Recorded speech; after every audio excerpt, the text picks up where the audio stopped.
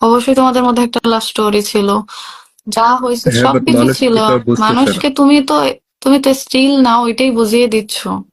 Still now তো তুমি এটা বুঝিয়েই দিচ্ছ যে হ্যাঁ তুমি তাকে কতটা চাও, কতটা ভালোবাসো।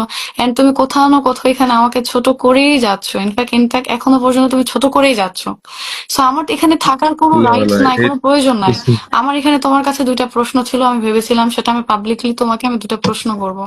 যেটা তুমি SMS এ বলেছো সেটা আমি চেয়েছিলাম যে পাবলিকলি এসে আমি তোমাকে এই প্রশ্নটা করব, যেহেতু পাবলিক এটা জেনেই গেছে যে আমি তোমার লাইফে ভ্যালুলেস একটা পার্সন, রাইট? আমি তোমার লাইফে ভ্যালুলেস একটা পার্সন। স্টারে পর্যন্ত যেখানে তোমার ফার্স্ট ইম্পর্টেন্ট থাকে আমি মেনে নিয়ে কিন্তু সবার কাছে আমি এখানে লেম হয়ে গেছি।